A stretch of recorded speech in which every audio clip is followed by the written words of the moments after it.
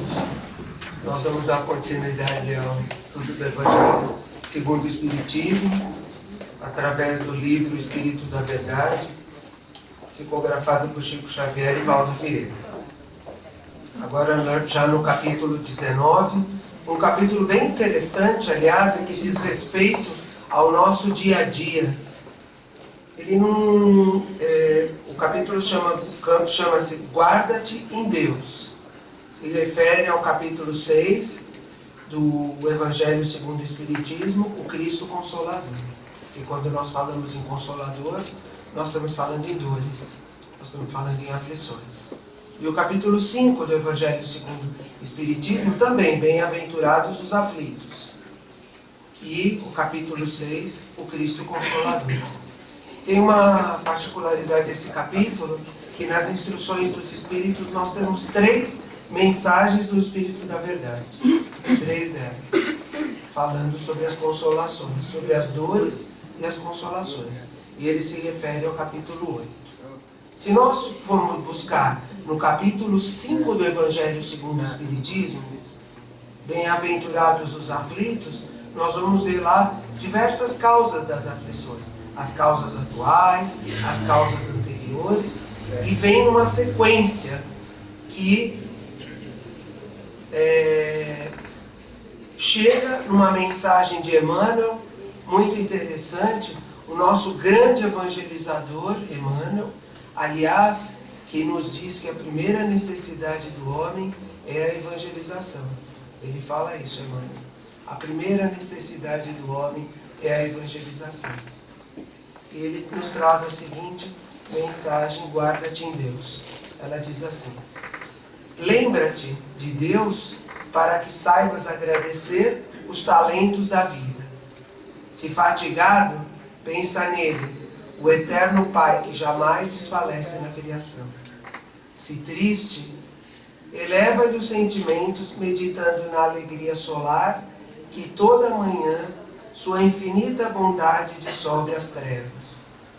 Se doente, centraliza-te no perfeito equilíbrio com que a sua compaixão reajusta os quadros da natureza, ainda mesmo quando a tempestade haja destruído todos os recursos que os milênios acumularam. Se incompreendido, volta-te para ele, o eterno doador de todas as bênçãos. Quantas vezes escarnecido por nossas próprias fraquezas, sem que lhe desanime a paciência incomensurável, quanto aos arrasamentos de nossas imperfeições animalizantes. Se humilhado, entrega-lhe as dores da sensibilidade ferida ou do brio menosprezado, refletindo no celeste anonimato em que se esconde a inconcebível grandeza, para que nos creiamos autores do bem que a ele pertence em todas as circunstâncias.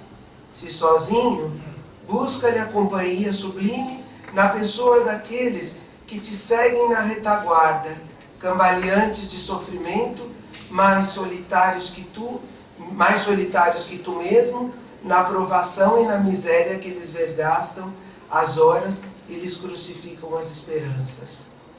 Se aflito, confia-lhe as ansiedades, compreendendo que nele o imperecível amor todas as tormentas se apaziguam. Seja qual for a dificuldade, recorda o todo misericordioso que não nos esquece. E abraçando o próprio dever, como sendo a expressão de sua divina vontade para os teus passos de cada dia, encontrarás na oração a força verdadeira de tua fé. E ergue-te das obscuridades e problemas da terra para a rota da luz que te aponta às sendas do céu. Emmanuel.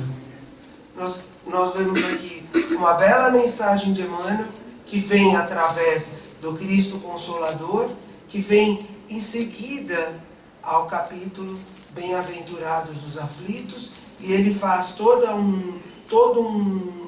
um levantamento das nossas dores, um levantamento das nossas necessidades atuais, A mensagem, o livro é de 1900 e... O livro é de 1900... Ai, desculpa, eu não consigo achar aqui.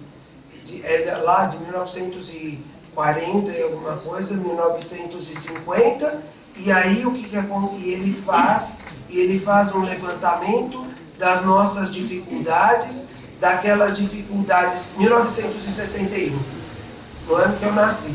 É um livro de 1961, tem 56 anos, e ele faz um levantamento das nossas dificuldades frente ao mundo atual. As dificuldades que nós vamos passando, porque reencarnamos, desencarnamos, enfim, as dificuldades são as mesmas. Muitos são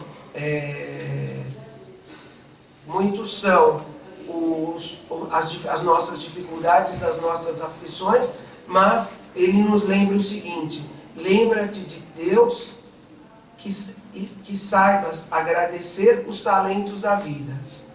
Então a primeira coisa que nós devemos lembrar qual é? Ou a nossa primeira lembrança é que nós trazemos talentos, nós trazemos objetivo. Nós nascemos com um objetivo. E dentro desse objetivo nosso, nós passamos a nossa vida e nós temos uma situação e um compromisso a realizar. Isso me lembra lá daquele espírito que se comunicou através do Chico, no livro Instruções Psicofônicas, e o espírito nos conta, que eu já contei aqui acho que mais de uma vez, o que é que o espírito nos fala?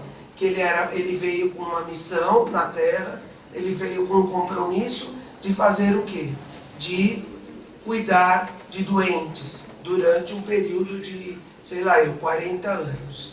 E ele não suporta as dores da vida. Ele não suporta a solidão, ele não suporta as dores e se suicida. E o que acontece com ele?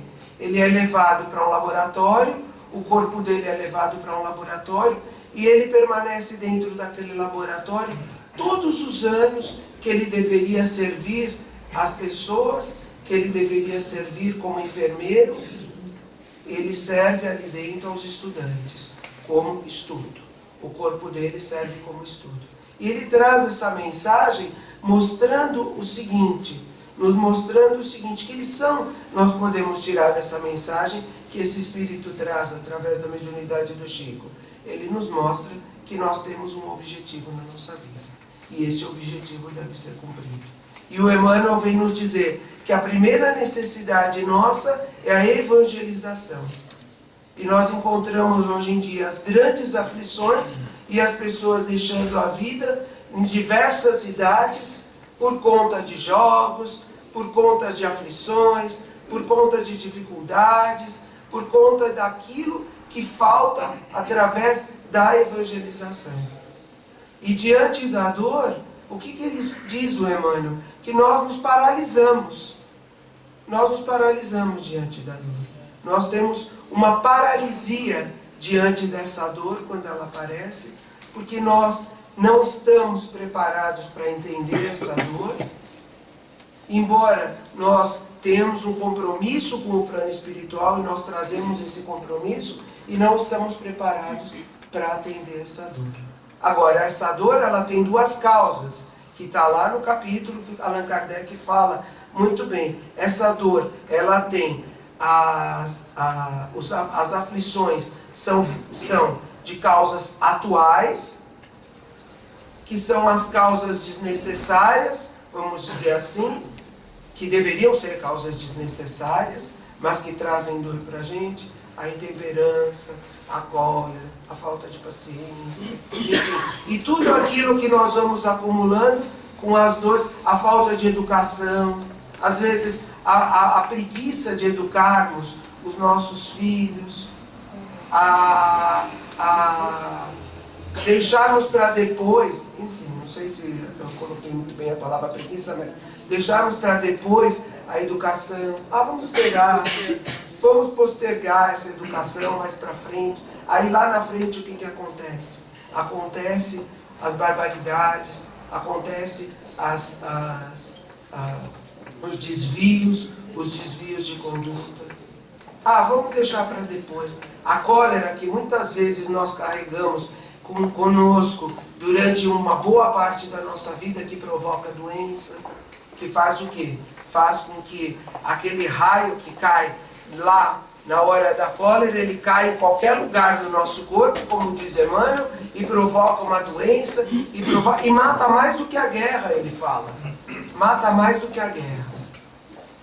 Muitas vezes nós nos preocupamos com a guerra, que devemos nos preocupar, obviamente. Mas deixamos de nos preocupar com a nossa guerra interior, com a nossa guerra psicológica, com os nossos erros, com as nossas faltas e, no entanto, nós nos preocupamos às vezes com a casa do outro, com o problema do outro, mas nós deixamos de nos preocupar com o nosso íntimo. E é através do nosso íntimo, através do interior, que faz o quê? Do nosso microcosmo, que vai atingir o macrocosmo, que vai atingir toda uma população. Porque se cria um clima tão negativo. Não sei se vocês já repararam, onde a gente repara isso, é quando tem um aglomerado de pessoas, e elas têm, e de repente sai uma briga ali. De repente sai uma discussão. No trabalho, no coletivo, enfim, sai uma discussão. O que acontece? Todo mundo se inflama, todo mundo, todo mundo entra naquela vibração negativa. O que acontece? Acaba saindo briga, acabam saindo as separações, acabam saindo o quê? As dissensões dentro de um ambiente que estava preparado para quê? Dentro da nossa família, que um ambiente que estava preparado para quê? Para ter um acordo, para ter um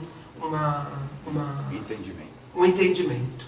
E aí, Allan Kardec também fala das aflições e das dores anteriores.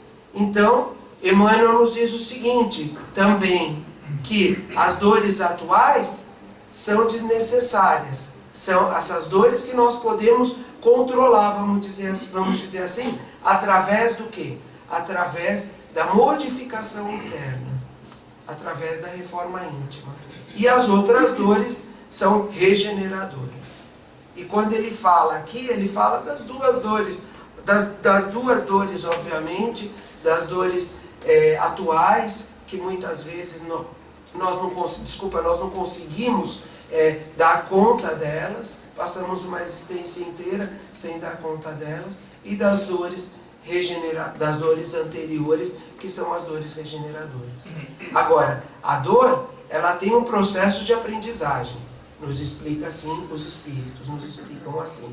E o Espírito da Verdade, nós vamos encontrar lá nesse capítulo, o Cristo Consolador, ela tem um processo, ela é um processo de aprendizagem. Devotamento é abnegação. E qual é o fim desse processo de aprendizagem? É a felicidade suprema, como explicam os Espíritos lá. Então, quando ele diz assim, lembra-te de Deus para que saibas agradecer os talentos da vida. Talvez pedir menos, agradecer mais. Se fatigado, e aí ele começa a fazer um inventário das nossas dores diárias. A fadiga, a tristeza, a doença, a incompreensão, a humilhação, a solidão, a aflição. E aí ele encerra nos mostrando, seja qual for a dificuldade, recorda o todo misericordioso que não nos esquece. E aí ele diz assim, e abraçando o próprio dever, porque nós temos deveres também. A gente não vem para a Terra passar férias. Nós trazemos os nossos compromissos, os nossos deveres, como sendo a expressão de sua divina vontade para os teus passos de cada dia. Porque nós não estamos aqui para contemplar, no momento de contemplação, nós estamos no momento de ação, nós estamos no momento de modificação interna. E quando as virtudes são sedimentadas? Eu acho assim, eu sou professor, e eu vejo assim um monte de... Eu tenho aula de filosofia, obviamente, na cidadania, filosofia na escola que eu estudo, e eles falam muito sobre as virtudes, passam filmes, falam sobre as virtudes, mas eu sinto falta, quando eu estou trabalhando, da evangelização infantil dentro do colégio. Por quê? Pelo seguinte, porque falta uma coisa assim, um caractere dentro desse processo de aprendizagem, desse processo de sedimentação das virtudes. Eles falam que nós precisamos passar por um processo de sedimentação das virtudes, tecnicamente falando. E como é esse processo de sedimentação das virtudes? É um processo que é prático. Não adianta a gente pegar um livro lindo, muito bonito, ler a mensagem, achar muito bonito, mas não sedimentarmos essas virtudes. E a sedimentação dessas virtudes, eu vejo no dia a dia, no próprio convívio com as crianças, que eu trabalho desde os pequenos até a juventude, até o 9º ano. Então eu vejo ali, dentro do dia a dia, o que nós podemos fazer para sedimentar essas virtudes. Por exemplo, a paciência, que é uma coisa assim tão complicada nos dias de hoje, que é uma aflição, que causa uma aflição na gente, muitas vezes, pelo nosso problema de consciência, pela nossa consciência mesmo, né? A paciência causa, às vezes você fala assim, meu Deus do céu, perdi a oportunidade de ficar calado. Por uma coisa que eu fiz, perdi a oportunidade de ficar calado. E aí você fica com aquele problema de consciência, quando você faz um exame de consciência, como sedimentar a paciência?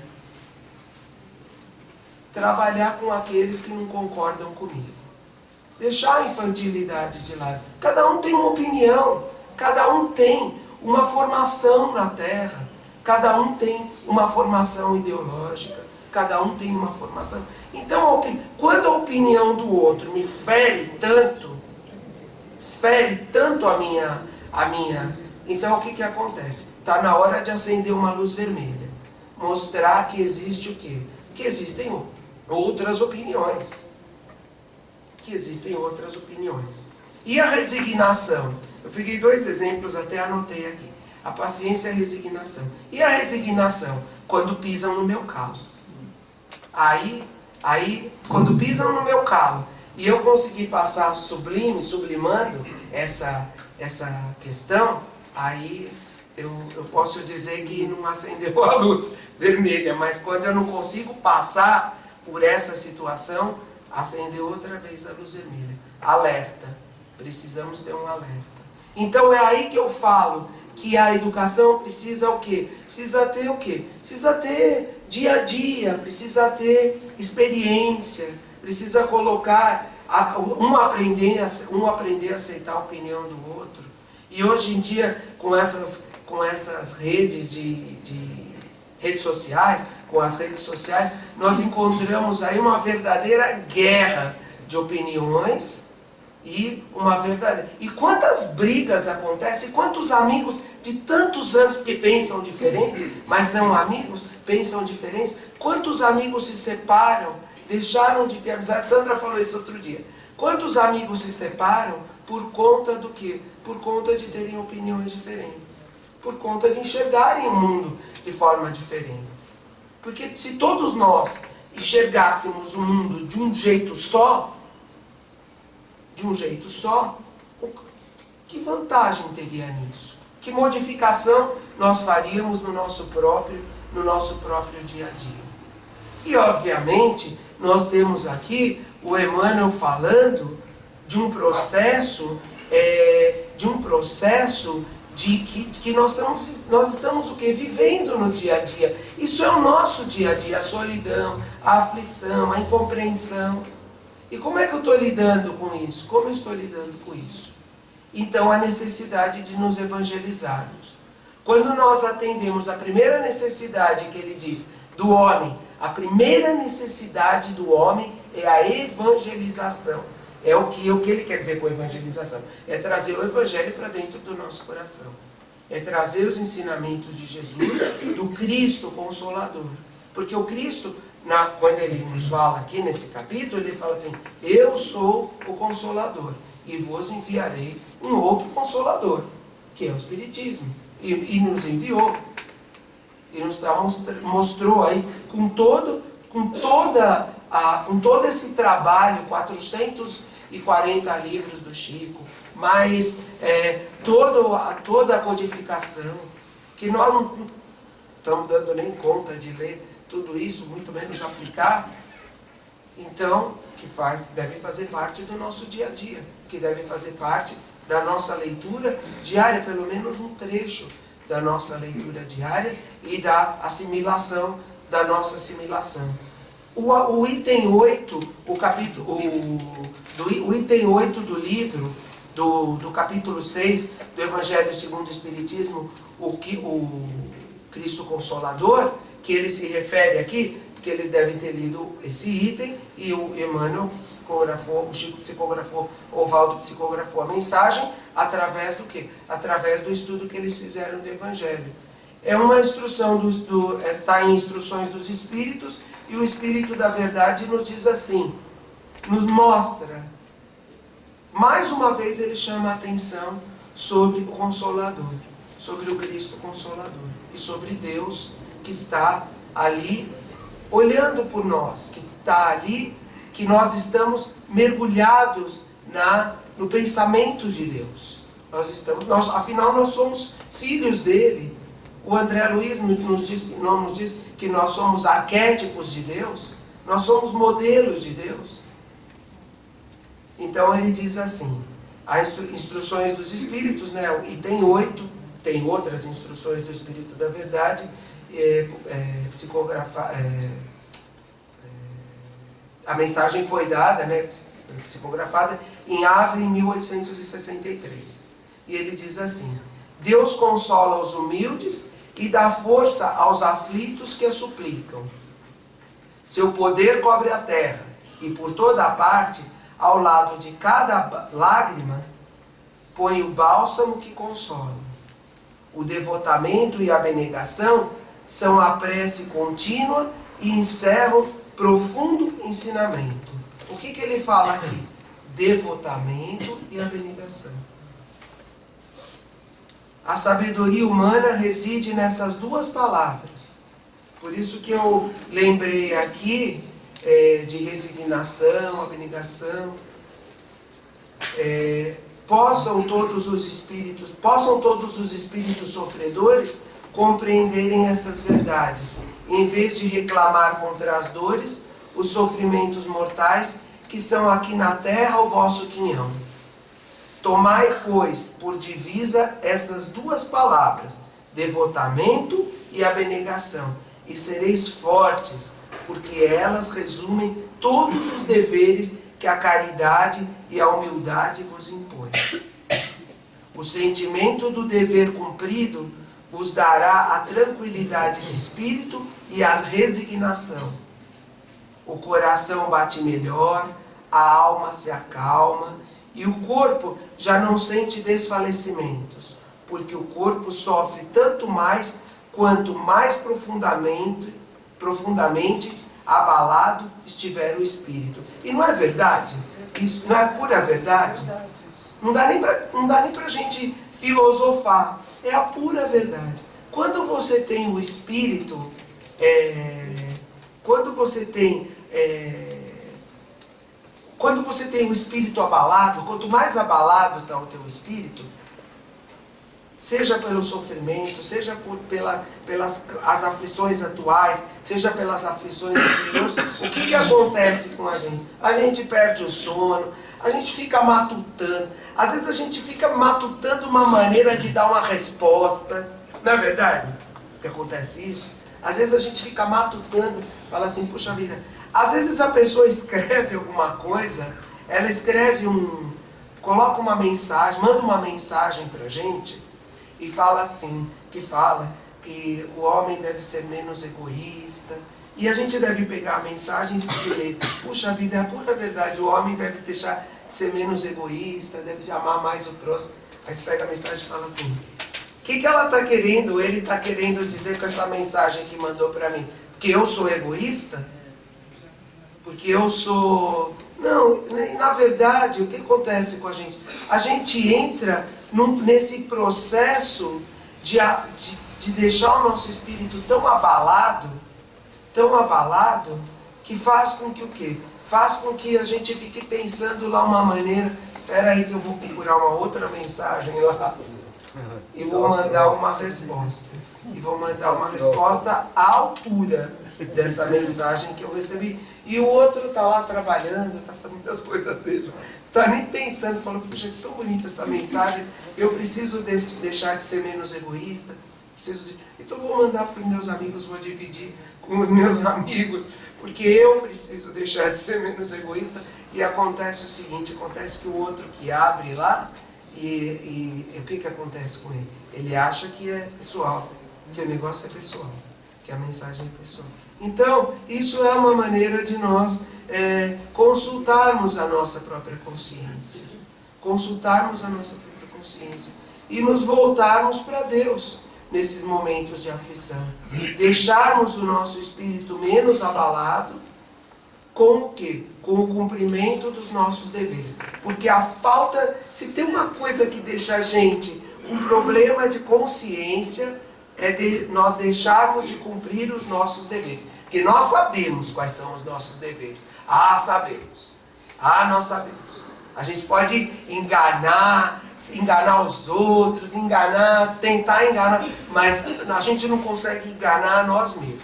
Isso a gente não consegue fazer. A gente pode, vamos deixar assim, embaçado, mas enganar nós mesmos nós não sabemos.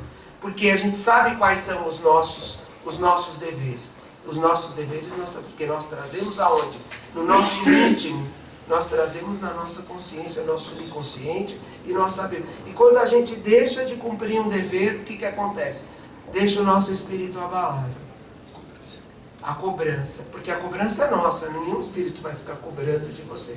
A cobrança é tua com a tua consciência, não existe uma cobrança externa. Mas mesmo assim, o que o Emmanuel fala aqui?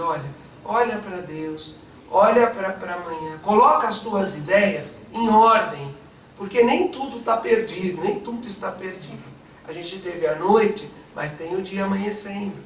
Quando o dia amanhece, aí você coloca as tuas ideias em ordem, sabe, levanta, respira. André Luiz, ele fala para a gente que a gente deveria, pelo menos uma vez por dia, respirar profundamente 10 vezes.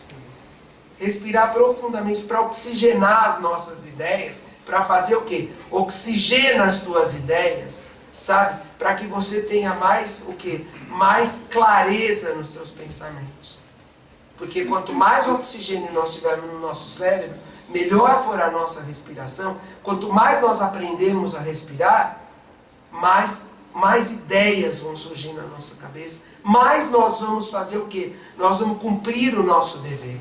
Mas nós vamos fazer a nossa parte também. E aí respira 10 vezes. Essa é a orientação de André Luiz. Fala. Tem a de encher a boca de água também. Encher a boca de água também, que é para o quê? Para nós não falarmos indevidamente, nós não falarmos indevidamente, muitas vezes, a nossa opinião, as nossas dificuldades. Então, respira fundo, aprende a respirar. Muda as tuas ideias, olha para o dia, olha para o Criador. Se você está sofrendo, se você está passando uma tristeza, uma doença, entenda que a dor é regeneradora. Que é fácil de falar quem não está passando. Mas não é assim. Não é assim, porque todos nós passamos dores. Nem só nós passamos dores da doença. Todos nós temos alguma dor. Dores psicológicas, dores de problemas familiares, dores de doença também. Mas a dor não é só a dor da dor física. Muitas vezes nós passamos uma dor psicológica muito grande. Mental. Que que aquilo... Então ele diz assim, se você é incompreendido, e muitas vezes a incompreensão acontece muitas vezes dentro da nossa casa, quantas vezes nós somos incompreendidos? Quantas vezes nós deixamos de compreender os outros? Vamos mudar um pouquinho o foco. Vamos deixar de ser um pouco menos dodói e passarmos a ser os algozes, vamos dizer assim. Quantas vezes nós deixamos de compreender a dor do outro, que está ali, está do nosso lado, está dentro da nossa casa. Porque quando a dor é nossa, aí também precisa tomar cuidado. E aí ele diz assim, se você é incompreendido, volta-te para Ele, volta-te para Deus. Se você é humilhado, porque é muito melhor, diz o Chico, ser humilhado do que humilhar os outros. É muito melhor você sofrer por algum motivo do que você fazer o outro sofrer. Então ele diz assim, se você é sozinho, se você é solitário, está vivendo na solidão, busca a companhia sublime das pessoas que te seguem na retaguarda. Nós temos um trabalho, só para encerrar, nós temos um trabalho às segundas-feiras que pode chamar do jeito que quiser. Já faz alguns anos que nós começamos aqui no grupo. Esse trabalho é feito às segundas-feiras, às 7 horas da noite. Nós começamos chamando de terapia comunitária, embora nós não tivéssemos estudado a terapia comunitária como ela deveria acontecer, como deveríamos ter feito o curso de terapeutas comunitários. Mas estudamos, até escrevi uma reportagem para a Folha Espírita sobre a terapia comunitária, e assim que teve bastante repercussão, o pessoal da terapia comunitária falou, olha, puxa vida, vocês, ótimo que vocês estão divulgando, e essa é a função da Folha Espírita. Então o que acontece? Nós temos esse trabalho que é as segundas-feiras. O trabalho resume no quê? Em ouvirmos aqueles que estão aflitos, aqueles que estão passando necessidade. E não tem com quem falar. Ou se falam com uma pessoa, as pessoas não escutam. Então ali nós nos reunimos, ou pode chamar de terapia do Evangelho, porque muitas vezes nós lemos o Evangelho e ali cada um faz a sua reflexão sobre o estudo do Evangelho.